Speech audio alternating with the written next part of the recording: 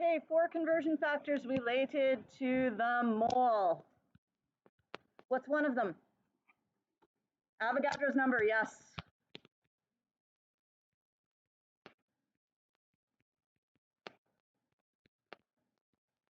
What's another one? Particle ratio and Lance? Mole ratio. So we have the particle ratio. And we have the mole ratio. And what's the last one? Molar mass, yes. So if we have Avogadro's number, we can convert between the number of particles of A and what? The moles of A. If we have the particle ratio, we can convert between the particles of A and particles of B. Yes. If we have the mole ratio, we can convert between moles of A and moles of B. And if we have molar mass, we can convert between grams of A and moles of A, or grams of B and moles of B, obviously, but yes. Now we're going to use these 4 conversion factors and put them into solving a problem. So your quiz on Wednesday will involve these 4 conversion factors, okay? And part of your homework, pages 50 to 51, is very much like what your quiz will be like, okay? So let's try an example like that. And let's say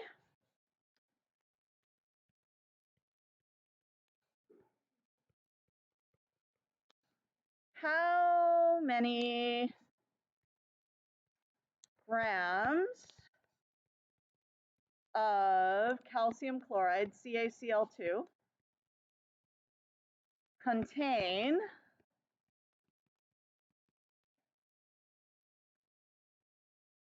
1.3 times 10 to the 24 Cl minus ions.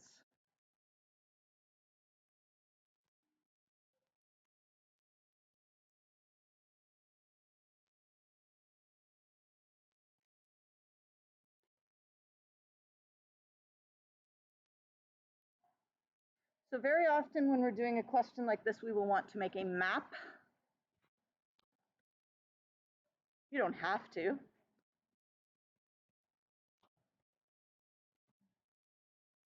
But you can always like sort of write down what you're starting with, which is 1.3 times 10 to the 24 Cl minus ions.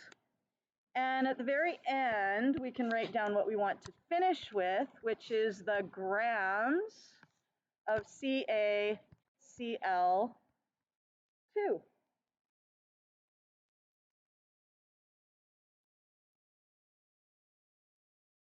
And so what we're going to do is we're going to say, what could I convert chloride ions into? So I actually have 2 options at this point, and it doesn't really matter which one I use. What kind of a thing are ions? Ions are particles. So we have particles of A. Yes. So we can either convert from particles of A into moles of A, yes? Or we could convert from particles of A into particles of B. And B particles, those would be our calcium chloride. And either way we do this is fine. Do you guys have a preference of which way we go? Particles to particles? Okay, we'll do particles to particles. But if you would like to do particles to moles, you can do particles to moles. All right, so let's do particles to particles. All right, and so we will go from the number of particles of chloride to the number of CaCl2 formula units. So those are particles and those are particles. So we're going to use the particle ratio.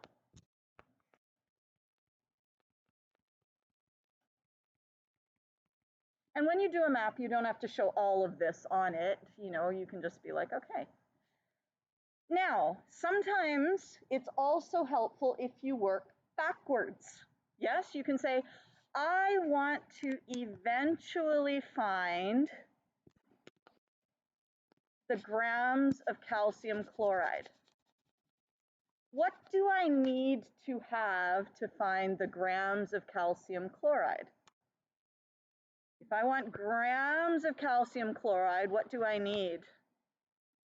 I need to have the moles of calcium chloride.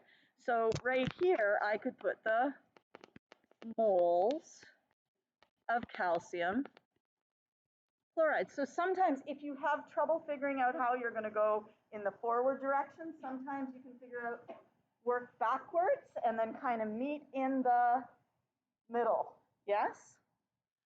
Because right now what we have is we have particles and we want to find particles of CaCl2 and we want to find moles of CaCl2. Do we have a single conversion factor that allows us to go between particles of one thing and moles of that same thing? Yes, we do. And that would be Avogadro's number. And then, of course, for our last step, we could do the molar mass because that's what converts between grams and moles.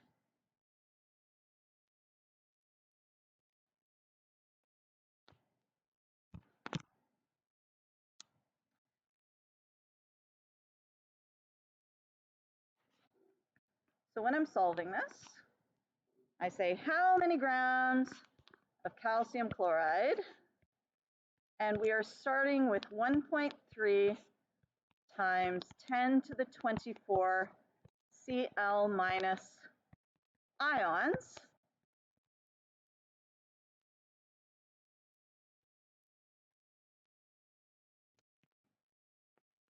And we want to find calcium chloride formula units. So we need to cancel out the chloride ions and we want to find CaCl2 formula units.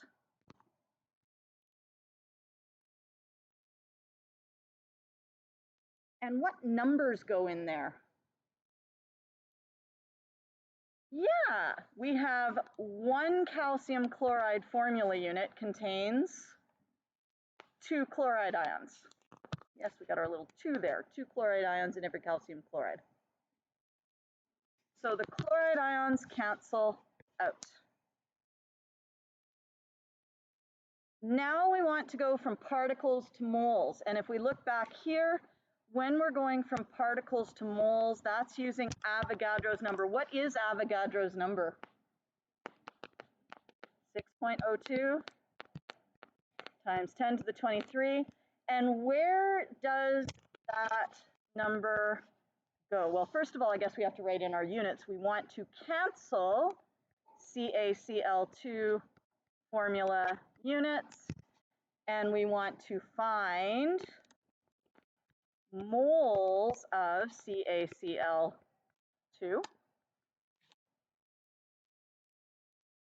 Where does that 6.02 times 10 to the 23 go? It goes on the bottom because, of course, the 1 goes with the mole. Yes? 1 goes with the mole, 1 goes with the mole, and we have 6.02 times 10 to the 23 of those particles.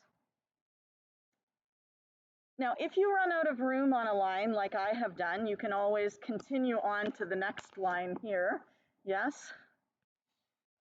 All right, and now I've canceled my calcium chloride formula units. Now I want to cancel moles of CaCl2, moles of CaCl2, and I am finding grams of CaCl2. Okay, and that, where do we find that number, the grams and the moles? That's our molar mass, which you might abbreviate as MM, the molar mass of calcium chloride. And we find that from the periodic table. We have 1 calcium in the formula, and we have 2 chlorine in the formula. And calcium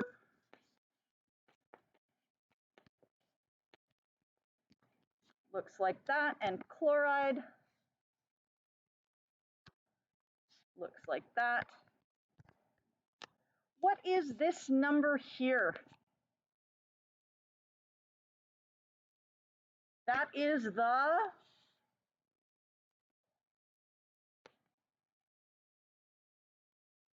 molar mass. And what is the unit of molar mass? Grams per mole. Now, the molar mass is also the atomic mass in AMU, but we don't really care about that in this unit so much. We're really just focused on the molar mass. So the molar mass of calcium is 40.1. That means 1 mole of calcium weighs 40.1 grams. Whoops, I should say 1 times 40.1. And chlorine, we have 2 of them, each at, why did I write 35.3? It should be 35.5. 35.5. So calcium is 40.1. 2 times 35.5 is 71.0. We get a 1, we get a 1, and we get a 1, 1. Oh my gosh, look at that. It's 111.1 grams per mole. So we can now go up to our conversion string and say we need to put our 111.1 grams per mole.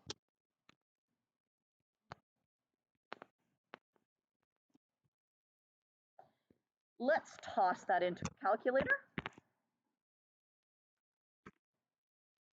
1.3 times 10 to the 24 divided by 2 divided by 6.02E23 times 111.1 equals 119.958. Moles have canceled out. How many sig figs? This number has 2 sig figs. The 1 has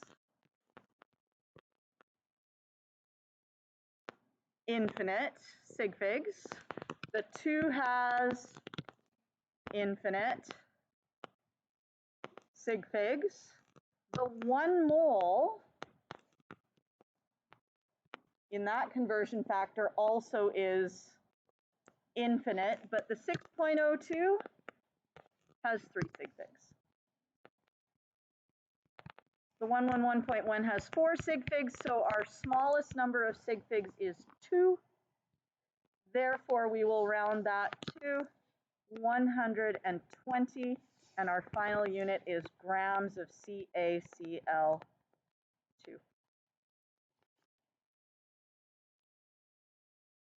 Yes? So that's pretty much as long as a question could get on Wednesday, okay? A couple things you should also know for Wednesday. You should know your diatomic elements.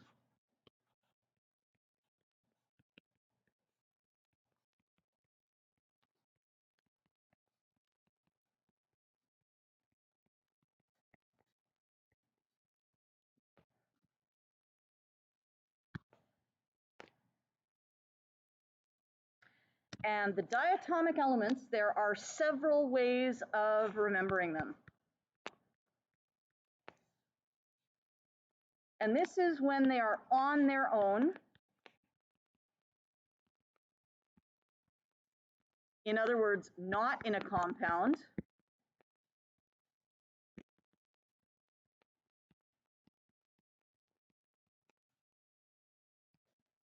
These elements exist in pairs.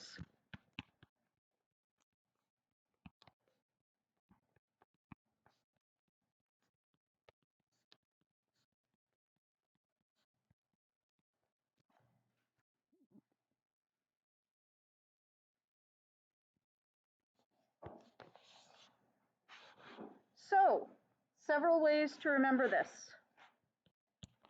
Dr. Brinkelhoff.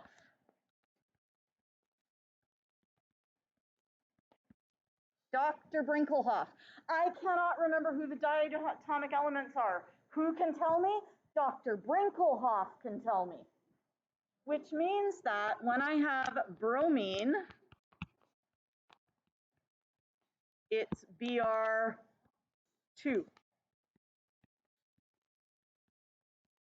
When I have iodine, it's I2.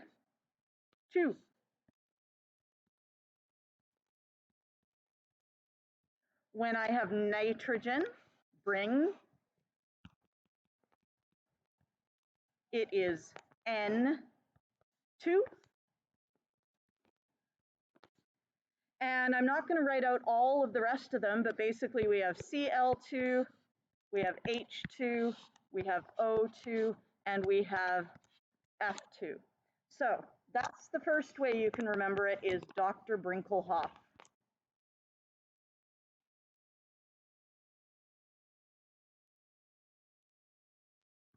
Second way you can remember it.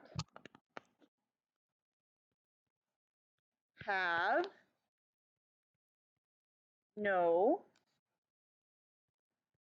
fear of ice cold beer. And look, we have the same elements that we did before. We have hydrogen, nitrogen, fluorine, oxygen, iodine, chlorine. Now, the only thing I don't like about this particular mnemonic is sometimes I get people thinking cold stands for carbon or cobalt. Yes, and it's not carbon or cobalt, it is chlorine. And sometimes people think this is for boron or beryllium. It's not boron, it's not beryllium, it is bromine. Okay, so that's the second way you can remember it. Have no fear of ice cold beer. A third way to remember it is a visual method. Okay. And we will go to our periodic table for this one. Where is it? There it is. No, data pages, that's what I want. Okay. Get rid of all this. Now, tell me, how many diatomic elements are there? You have your notes in front of you. How many are there? There's 7. We're going to go to element number 7, which is nitrogen. Is nitrogen one of the 7? Yes, it is. And you know what we're going to do? We are going to draw a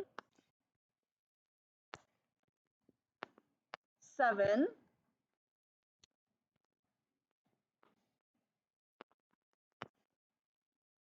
Okay, you see how we drew a 7 there?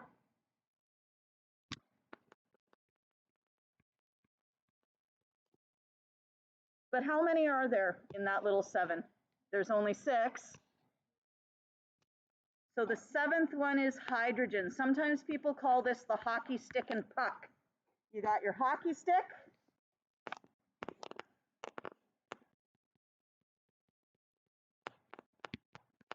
And you've got your puck. So if you start on element 7, you draw a 7, and then you say I need one more, and that's hydrogen, that's my puck. That is another way of remembering it. The third way, which is the way that I did it when I was in high school, because I hadn't learned any of these other ways, was I said HON rhymes with halogen. I have H, I have O, I have N, HON, and then I have the halogens. HON rhymes with halogen. So whichever of those appeals to you, you can go for any of those methods of remembering what they are, okay? Hey, come here. Come back here. There you are.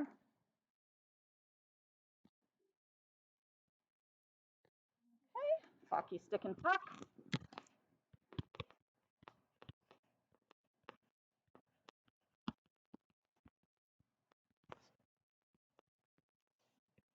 HON, halogen. Hopefully, you will like one of those 4 methods, or you'll just be able to remember them. Is good? All right, so let us now go to, today we are actually going to learn a 5th conversion factor, 5.3a. It is on page 50? It is on page 55.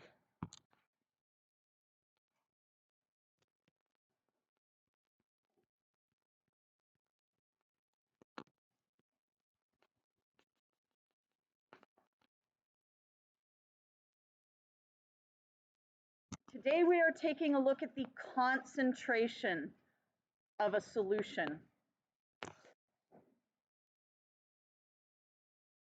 Now, hopefully you remember that a solution is a homogeneous mixture. The prefix homo means the same. And what that means is that if you have a homogeneous mixture or a solution, that mixture is uniform all throughout. In other words, it's all the same in all the different places.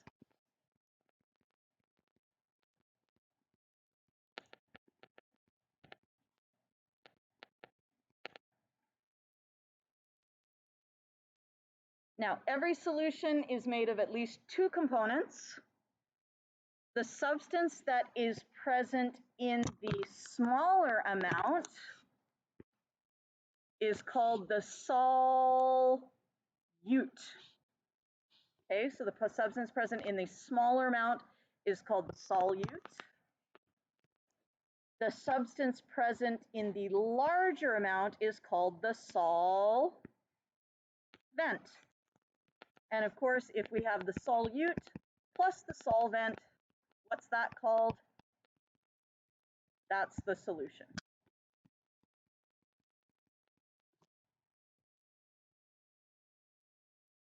The most common type of solution in chemistry is a liquid solution.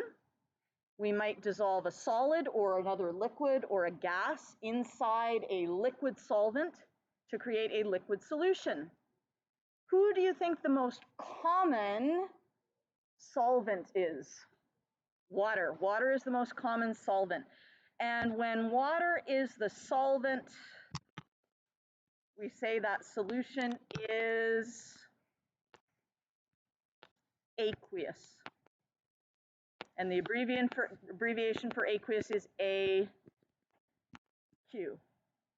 So for example, if we dissolved salt in water and we had some salt water, remember table salt is NaCl, we could write NaCl aqueous, salt water.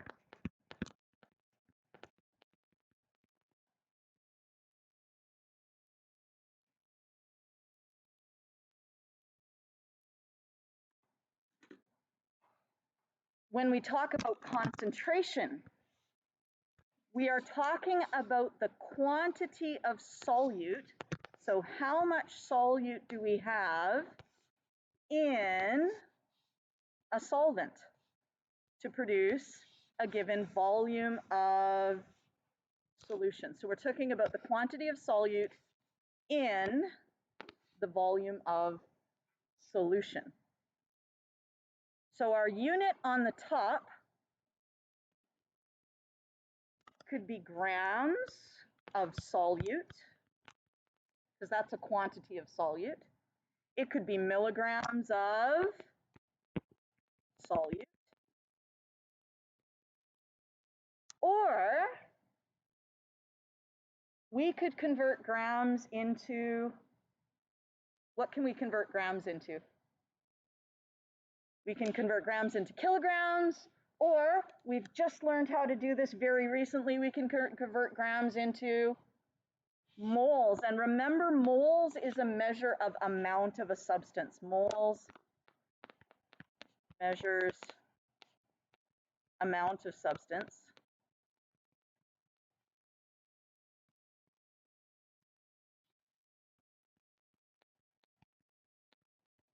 And in this case, that substance is the solute. So moles of solute, that's the top number for concentration. And then it is dissolved in other words, divided by the liters or the volume of solution.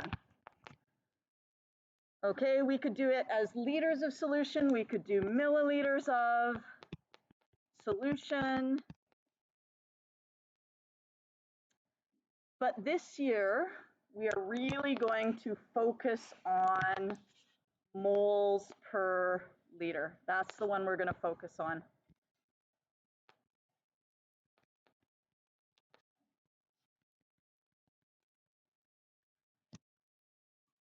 Moles per liter. So how many moles of solute do we have in a liter of solution?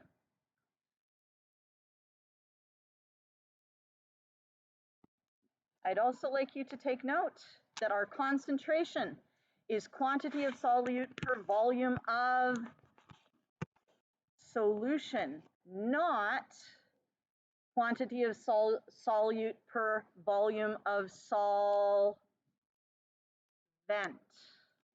Okay, not solvent.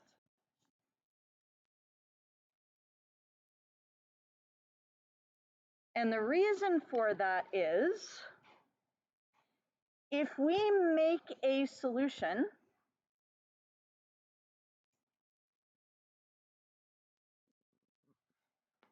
we won't use 1 liter of water, because what's going to happen, and in fact I should empty this out because I'm going to show you this today, you'll try it yourself tomorrow.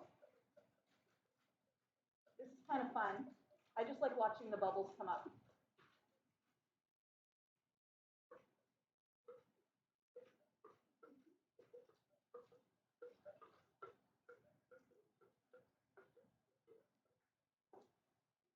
Small things in life bring me joy. Okay.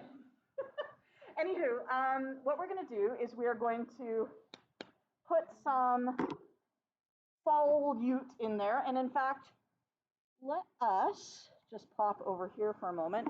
And Ms. Spence, this is a 1,000 milliliter. What's this piece of equipment called? It is a volumetric flask. Yes, it is.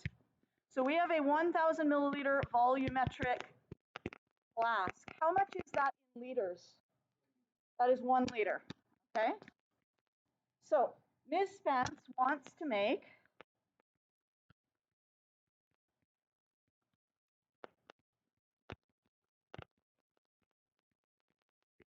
1 liter of 1 mole per liter NaCl solution. How much NaCl should she measure out?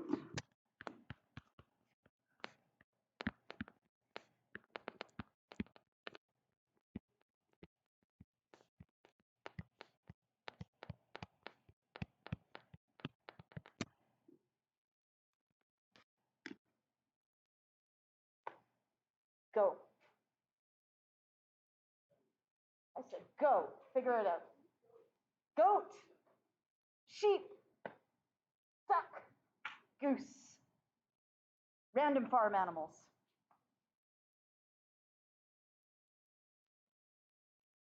58.5 grams. How did you do that? You guessed. What? You said yes. I said, how did you do that? Ah, okay. How did you do that? Yes. All right. So we know that we need 1 liter. Yes? How much NaCl do we want in 1 liter? We want to have 1 mole. So am I going to go through and count the number of particles? 1, 2, 647, 1 billion 23, 1 billion 24, 1 billion 20. No. How am I going to count out those particles without actually doing any counting? I'm going to have to use the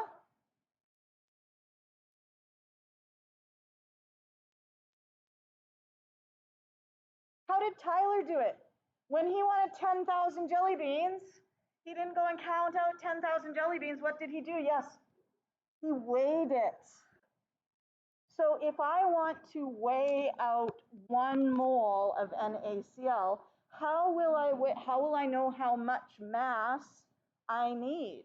How much mass do I need? Yes. Yeah, it'll be the atomic mass, or we're going to call it the molar mass, okay? Because that is the mass of 1 mole. Remember, molar mass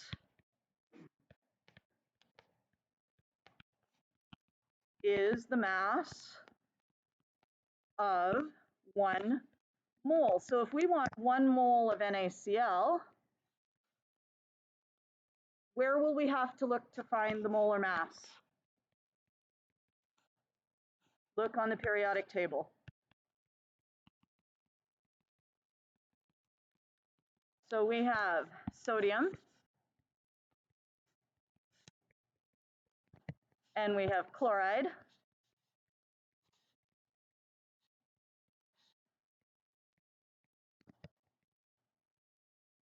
So we have 1 sodium in our formula. We have 1 chloride in the formula. So our masses are just 23.0 and 35.5, and we get 58.5. And the unit for that, tell your partner, what is the unit for this molar mass?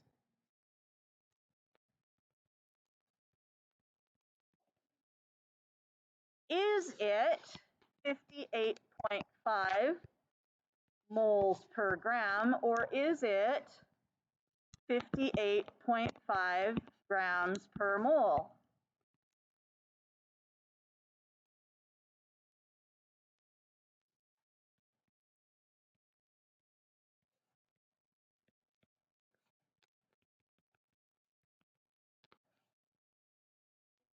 The one goes with the prefix, but the one goes with the, what am I now?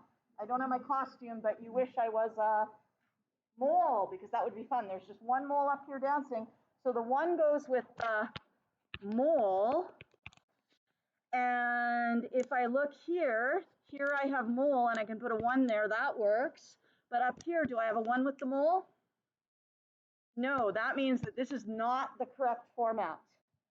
Okay, it is grams per mole, not 58.5 moles per gram. Okay, so this is the correct one. So 58.5 grams per 1 mole. So I don't actually have to do a calculation with this because I just want 1 mole. So I'm going to weigh out 58.5 grams, and I need a dry beaker to do that. Pay attention to the procedure because you will be doing it next day. Okay. It's like a little mini lab. It's not a real lab. It's just like it's a lab skill. Okay.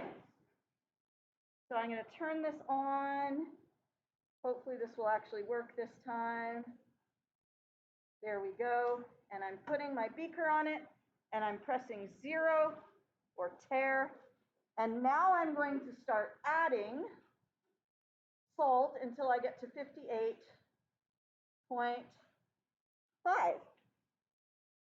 There's 32.1. Okay, and this scale apparently doesn't charge properly because it just got stopped at 32.1 and it did this morning too. So we're gonna pretend that this is 58.5. Can we do that? Because it doesn't really matter, it's just a demo. Okay, I would spend more time trying to get it correct. Now we have a choice. I don't really want to just put it straight in because things will fall out to the side, yes? So I would like to use a funnel. Which of these two funnels do you think is better for pouring the salt through? The skinny one or the fat one? The fat one, because the salt is not like a liquid. It's going to get stuck in there, jammed in there, okay? So we're going to pour it through here into our flask. And in fact, you can see it does get a little bit stuck as we go. Okay, and I can actually see there's still some salt stuck to the bottom of the beaker, and there is still some salt stuck to the funnel. What should I do to make sure I get all the salt into the flask? I should use some water because I'm going to be adding water anyway, yes? So I'm going to do a little rinse. Okay. There we go. And I'm going to rinse this through. Okay. All right. Now, I do want you to take note here. Do you see how there's like a whole bunch of salt down at the bottom right now? Do you see how it takes up space? What if I added 1 liter of water?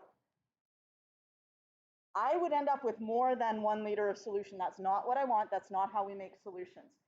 So what we do is we add the solid first, and then we add water until we hit the 1 liter line, which is right here. Okay, so solid is added first, and then we add water until we get to the 1 liter line. But there's a little bit more to it than that because this is so big, I'm just going to fill it directly from the sink, otherwise it takes forever.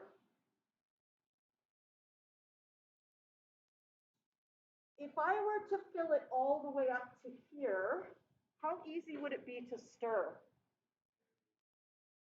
Very not easy, exactly. So, but when I fill it about 1/2 to 2/3 to 3/4, somewhere in there full, I can go like this and it won't spill out because it's so tall, yes? So I can swirl like crazy, all right? Swirl, swirl, swirl, so much fun, right? All right, how are we coming along? Not too bad. And then if I'm getting to a point where it's mostly dissolved, I can just let it slow down for a minute and see if I still have solid floating around. I do. So let's stir it a bit more.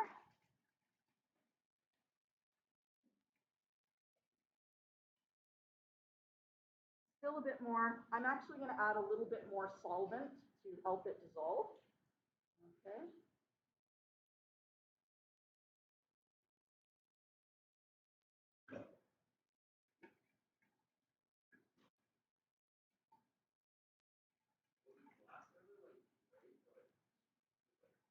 If I smack it into the wall, yes, it will. If I drop it on the floor, yes, I will. No, it's fine. It's sturdy. Although I have to say, I did actually make a 2 liter volume once, and I dropped it. That was, you don't know, it doesn't look like that much water, but when it's on the floor, it spreads out very, very, very far. It was a real pain to clean up. Okay. Now, to be fair, if I was doing this like on the regular, there are actually little bars that are about that long, and they've got a magnet, and there's a hot plate, not a hot plate, there's a stir plate that will like spin the magnet for you, and it'll just sit there and spin the magnet so you don't have to stir it, which is quite nice. But we're not doing that because we only have one of those and there's like 30 of you, so yeah.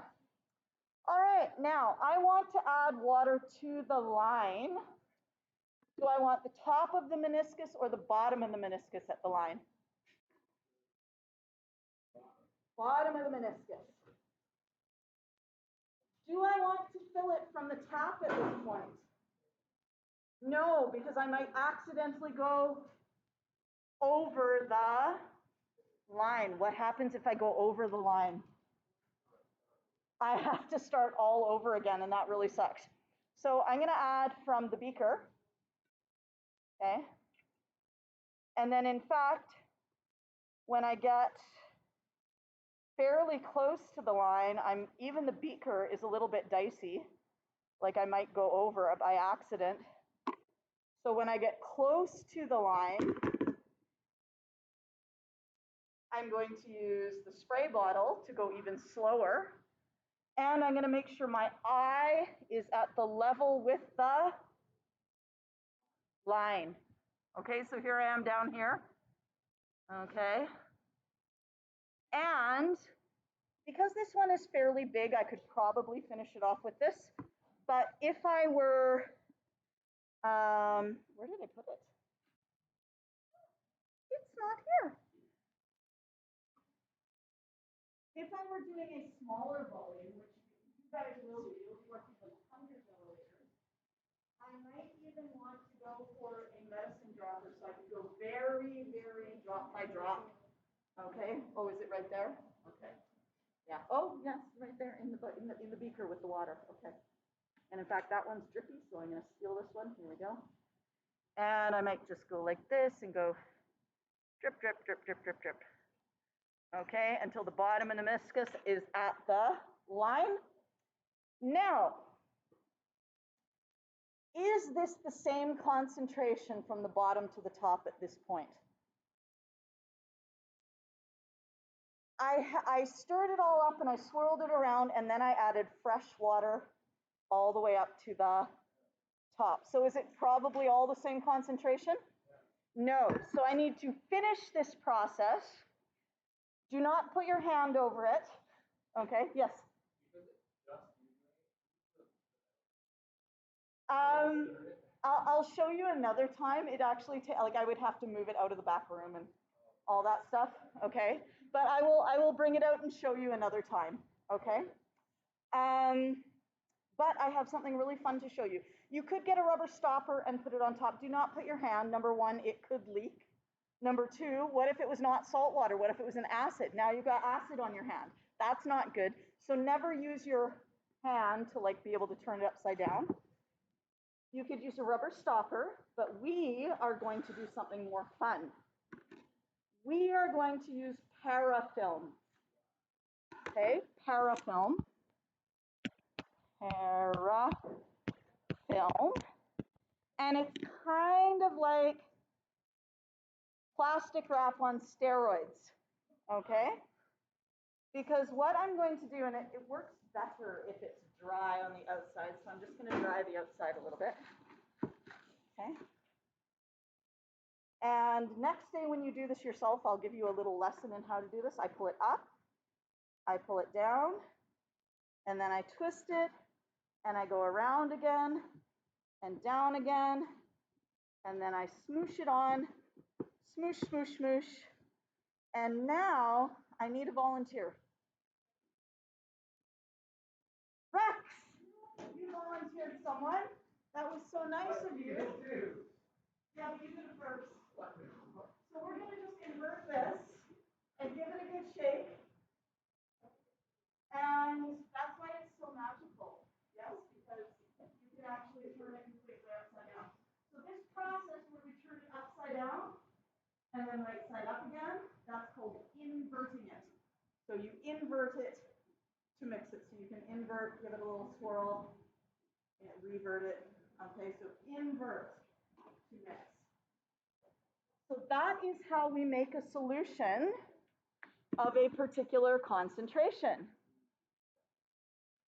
This was actually one of the skills that got me my first good job as a co-op student at university, because most students cannot remember how to do this. They're like, I don't know. And doing dilutions, they're like, I don't know. And I was like, I know. And I got a good job. All right. So that is how we make a solution. Let's go back to here again. It's actually pretty straightforward. The only thing is there's a few like definitions, there's new vocabulary and new units. So we already said we are measuring it in moles of solute. This is on our next page, 56 now, I think. Moles of solute per liter of solution. This unit actually has a name. It is called the molarity. So if I say, what's the molarity? You find the moles per liter.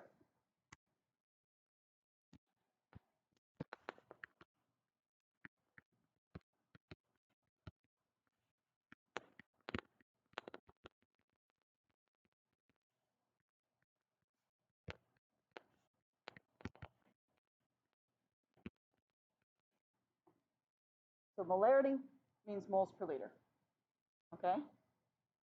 Another way of saying molarity is to say molar concentration. So if I say, what's the molar concentration? You find the moles per liter. And when we actually write that unit, we can either write out the entire thing, moles per liter, or we can abbreviate moles as MOL and liters as L, or we can actually take that unit and compress it into a small little unit, which is just a capital M. And that capital M means moles per liter.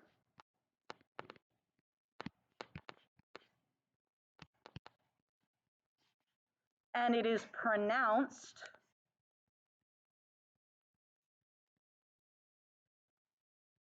molar, like the tooth. So if I say molar, I mean moles per liter. That's the unit.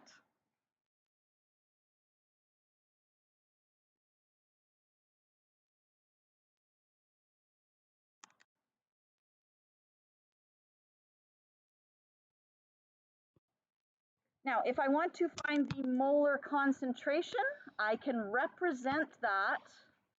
Molar concentration can be represented by the lowercase c. Okay? And if I want to say the molar concentration of a particular substance, I could write CNaCl and put a little subscript. However, this is irritating sometimes because if I'm typing it, it means I have to subscript it, yes? And then what happens if instead of having NaCl, I have CaCl2? Now I have a subscript within my subscript, and that's a real pain to type. So I have a tendency not to use this, okay? But if you do want to use it, the formula for concentration is equal to N. Do you remember what N stands for? That is our moles, yes? So C is the molar concentration, N is the moles, and V is the volume. So if you want to write the formula like that, you are quite welcome to. Yes.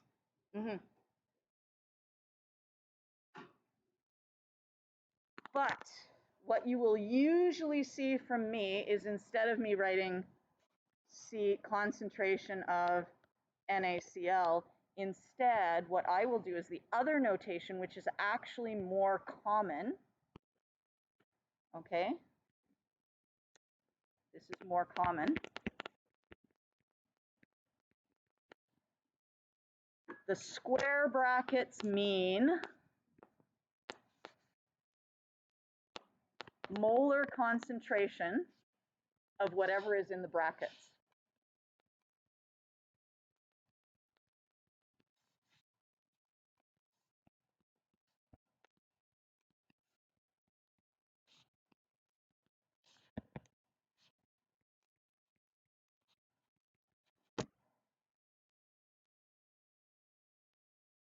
So if I put square brackets and I have NaCl in there, I am saying what is the concentration in moles per liter of NaCl.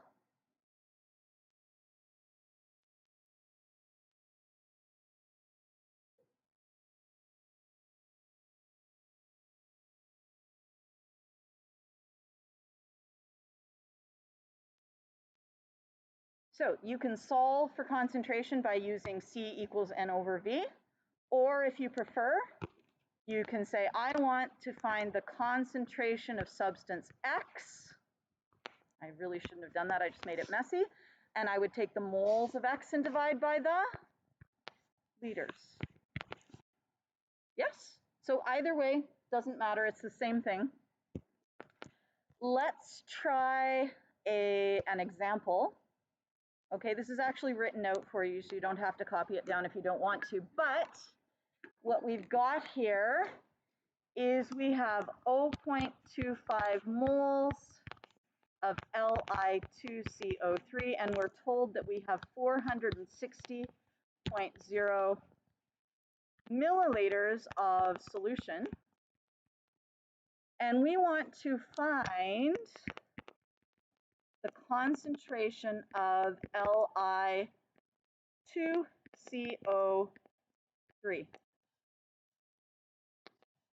And remember, that means concentration of Li2CO3 in moles per liter. That's what that bracket thing means.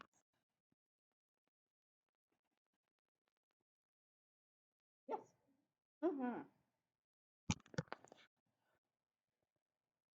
So when you're finding a concentration, you don't have to do a conversion, right? You just have to say, especially if we're given moles per liter, right? You can say, all right, I just want to find my concentration of Li2CO3. That's going to be my moles of Li2CO3 over my liters of solution. So we have 0.25 moles Li2CO3.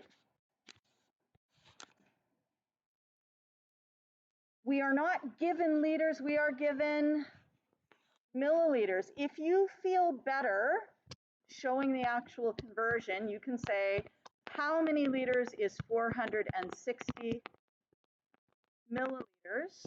I'm going to cancel my milliliters and find my liters. There's 1 liter for every 1,000 milliliters, and that's 0.4600 liters.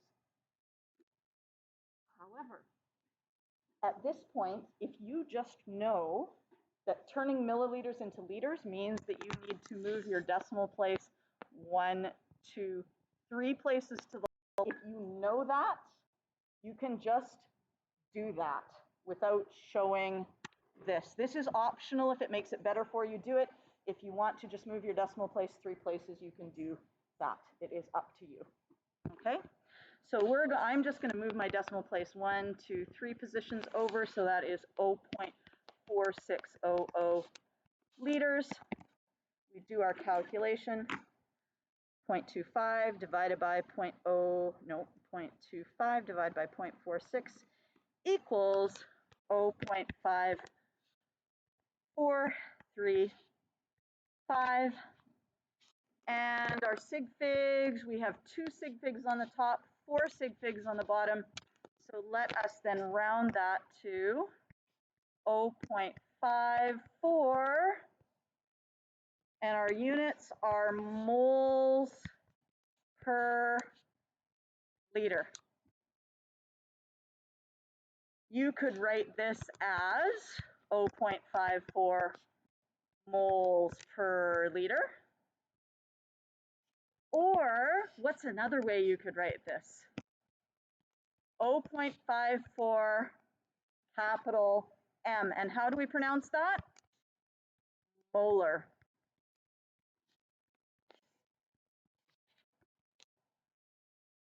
Okay, so that's how you would find a concentration. Another one, this again is pretty darn easy. We have a sample we have 203.082 grams of potassium hydroxide, KOH. And it's dissolved in enough water to make 2.00 liters of solution. And we want to find, how do we read this? What does this say? Tell your partner, what does that say? How would you read that out loud?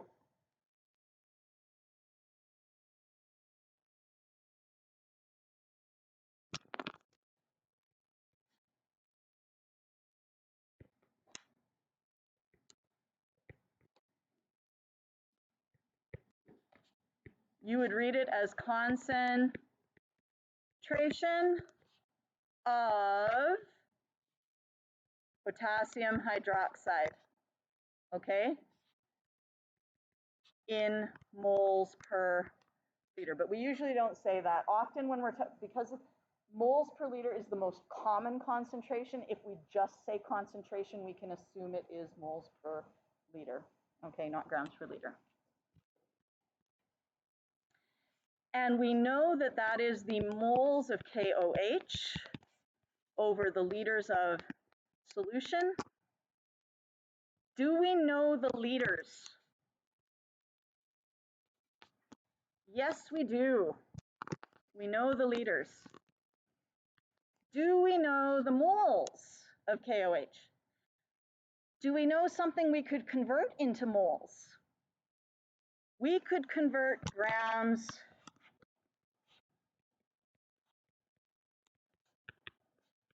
to moles.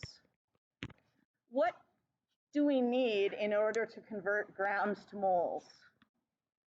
We need the molar mass. Okay, so the molar mass of KOH, we've got a K, we've got an O, we've got an H, we have one of each. Potassium, I believe, what is potassium? 39.1. Oxygen is 16.0. Hydrogen is 1.0. Everything is just 1, so I don't need to do any multiplication. I have a 1. I have a 16, carry the 1, so that is 56.1. Now, is it 56.1 moles per gram, or is it 56.1 grams per mole? Grams per mole, yes, that one is a no. All right, so we can now convert 203.082 grams, 203.082 grams of KOH. We want to cancel grams of KOH, and we want to find moles of KOH. Where does the 1 go? with the mole on the top, and the 56.1 goes with the grams on the bottom. Plug that in the calculator, 203.082 divided by 56.1, and I get 3.62 moles of KOH. Then we can just take our moles of KOH. What was it, 3.62? 3.62 moles divided by 2.00 liters. And that gives us 1.81 moles of KOH per liter. Or how else could we write that? 1.81, how do we say it? 1.81 molar. Or 1.81 moles per liter. Either way, any of those are good. Okay? So for today, your homework, pages 50 to 51, this is going to be very much like the quiz. The quiz will be like this. Quiz on Wednesday is like this. This stuff is just so you don't forget about molarity. We'll do a little more on molarity tomorrow because, of course, now that we have moles per liter, that means we can convert between moles and liters. So now we actually have 5 conversion factors. Okay.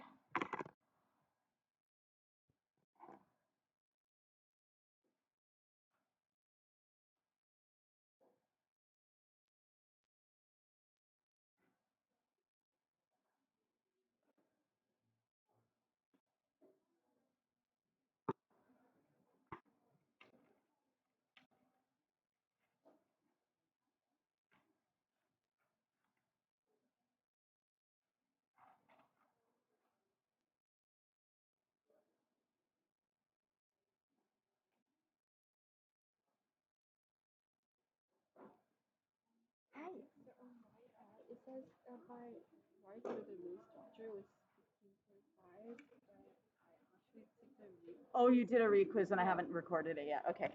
I'll just put a note to update your requiz. Yeah. I haven't been updating so much. Update. 16. Thank you.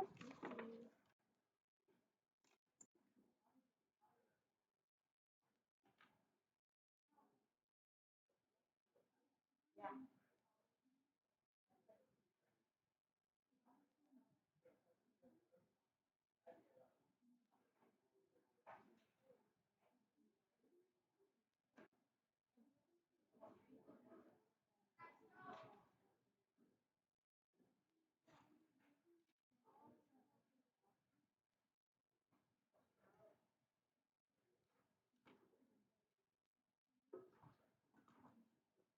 A different scale, one that actually works for my next block. That would be nice.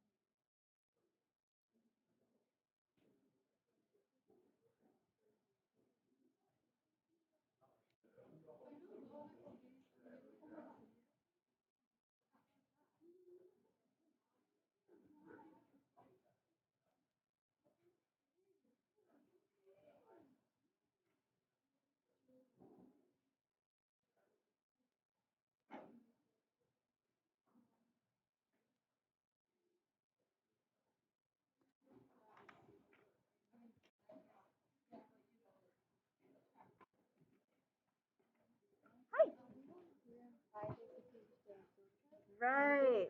So you never got your test back. Yes, let's find that for you. Anyone else not get their test back on Friday? Figure out where I put it. That's block 8. This is block wrong test. Where the? Oh, here we go. That's it. So, Julia. There we go. There you go.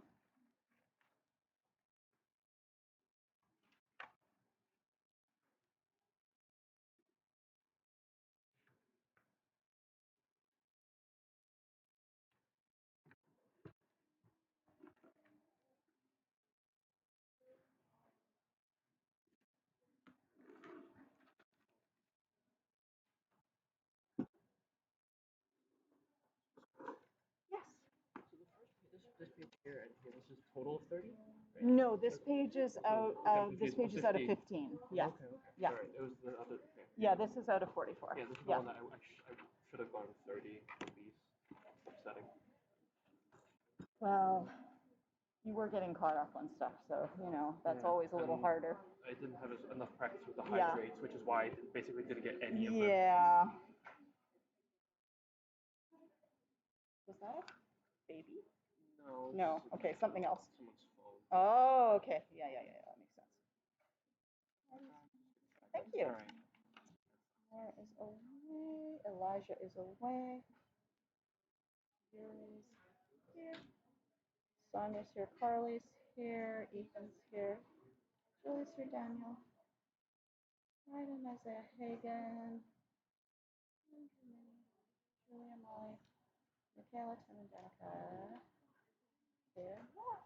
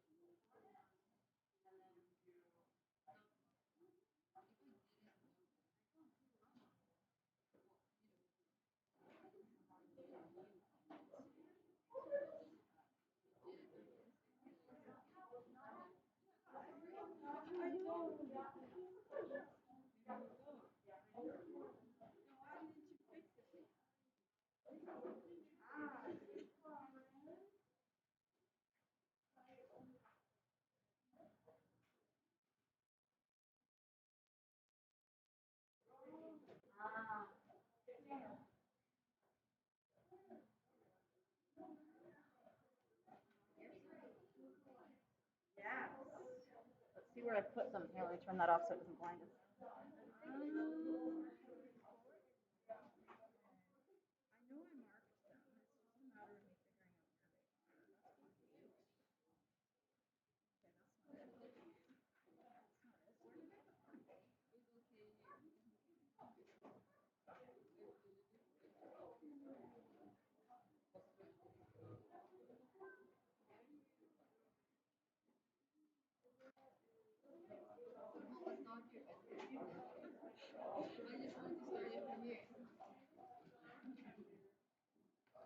Let's block 8. Let's make sure I wrote them down because you got perfect on them. Okay.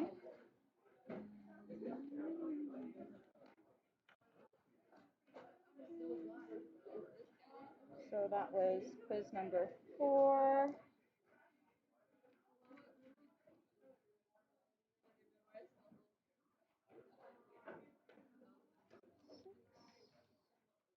And quiz number 9 is a 7. There we go. There you go. And I still have a question. I wonder why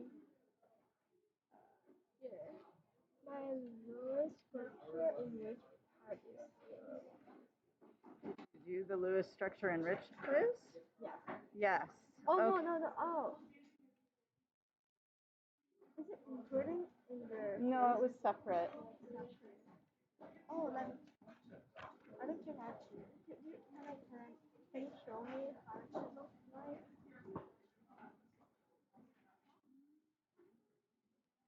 Where did I put it?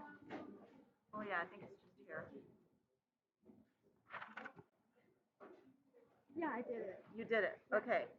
Did I give it back to you?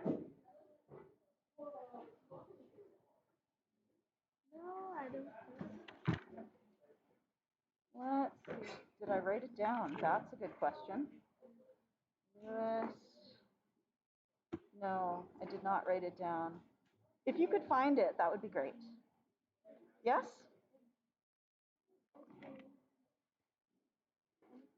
Yeah.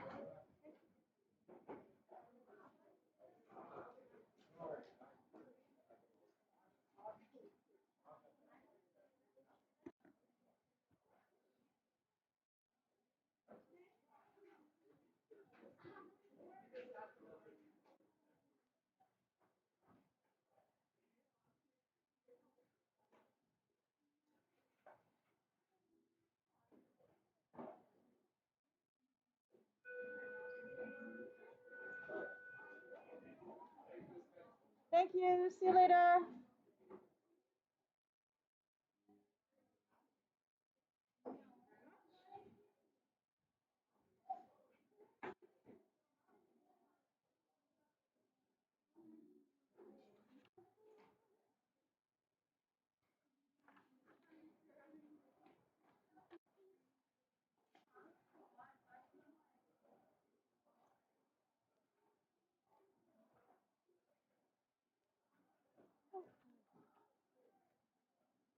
Hi, Diane.